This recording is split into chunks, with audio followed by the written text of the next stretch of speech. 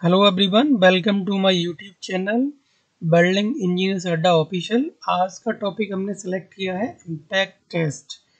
IS 2062 में impact test किस तरीके से करते हैं, मींस आपको इम्पैक्ट टेस्ट में कब रिक्वायरमेंट होती है, मिनिमम वैल्यू कितनी चाहिए, और इन केस अगर थिकनेस 12 mm से कम है तो रिड्यूस्ड साइजेस के लिए आपको वैल्यू है वो कहाँ से देखनी है।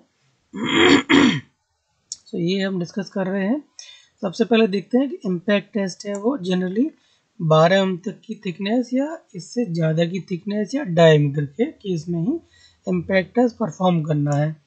इन केस आपको स्पेशली क्लाइंट ने अपने ऑर्डर में लिखा हुआ है कि इम्पैक्ट टेस्ट आपको परफॉर्म करना है, और अगर थिकनेस आपकी 12 mm से कम है उस केस में भी, तो उस केस में क्या होगा कि आपको रिड्यूस्ड साइज लेके इम्पैक्ट टेस्ट के सैंपल बनाएंगे और इम्पैक्ट टेस्ट परफॉर्म करेंगे। तो इसके लिए मिनिमम इम्पैक्ट की जो एनर्जी वैल्यूज़ हैं वो फिगर 2 से आप रेफर करोगे। 4 ग्रेड्स E250, 275, 300 एंड 350। तो ये 4 ग्रेड्स हैं जिनकी मिनिमम इम्पैक्ट एनर्जी वैल्यू है वो फिगर 2 से देखनी है आपको, और अदर ग्रेड्स हैं वो जो आपका एरिया है, cross sectional area of test piece, उसके डायरेक्ट प्रोपोर्शन में आपको रिड्यूस करनी है। तो चलिए हम देखेंगे फिगर 2 को। जनरली आपका 10 mm थिकनेस का सैंपल रहता है इम्पैक्ट टेस्ट का, बट इन केस इसकी थिकनेस है वो अगर 10 mm से कम है तो किस तरीके से आपको इम्पैक्ट की वैल्यू लेनी है।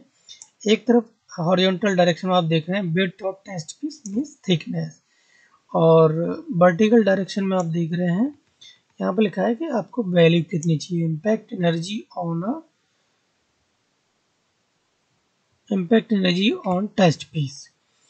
तो अब आपको देखना है कि 10 mm के लिए आप देखेंगे कि फुल साइज का स्पेसिमेन होता है, तो यहाँ पे आपको 27 जूल दिखाई देगी। अब आपको ये देखना है कि किस तरीके से देखना है।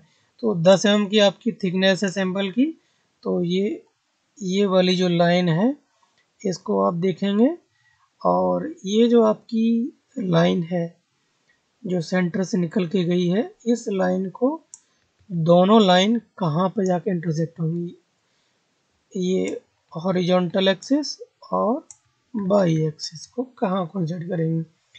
अब जैसे पहले हमने 10 mm का एग्जांपल लिया, तो 10 mm की लाइन ये आती है पूरी, और इस तरीके से लाइन ये इधर आ रही है, यहाँ पर इंटरसेक्शन हो रहा है, तो ये 27 जूल चाहिए।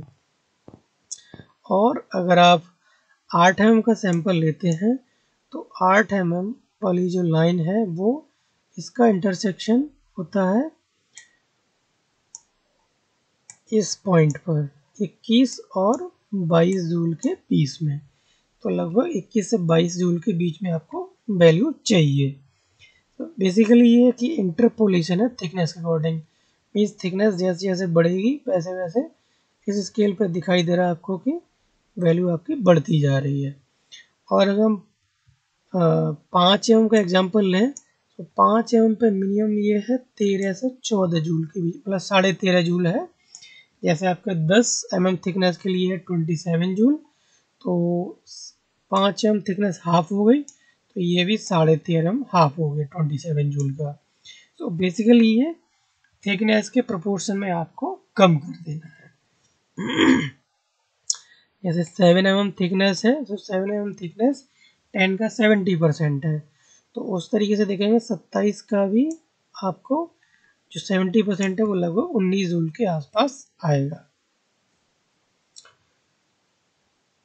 तो ये आपको फिगर 2 है। सो फिगर 2 में आपको मिनिमम वैल्यू किस तरीके से लेनी है बिटवीन 5 mm और 10 mm की थिकनेस के केस में, सो वो आपने समझ ली। और जो डिफरेंट ग्रेड्स हैं उनके लिए और सब क्वालिटी हैं उनके लिए इम्पैक्ट टेस्ट की वैल्यू कहाँ से देखनी है, वो टेबल 2 में दी हुई है। 4P इम्पैक्ट टेस्ट इधर दिया हुआ है, 4P impact test C note 3 देखना है आपको, और ये डिफरेंट ग्रेड्स दिए हुए हैं और ये सब क्वालिटी आपको दे रखी है। तो इनके हिसाब से आपको टेम्परेचर देखना है कितने टेम्परेचर का आपको करना है, और मिनिमम वैल्यू आपको देखनी है कि मिनिमम वैल्यू कितनी चाहिए ग्रेड और सब क्वालिटी के अकॉर्डिंग। सो ये इम्पैक्ट टेस्ट के रिगार्डिंग हो गया। गाइस अगर आपको वीडियोस पसंद आ रहे हैं तो लाइक और सब्सक्राइब ज़रूर करें सो दैट मुझे मोटिवेशन मिले और आपको ज़्यादा से ज़्यादा वीडियो मैं बना सकूं। थैंक यू गाइस, मिलते हैं नेक्स्ट वीडियो में।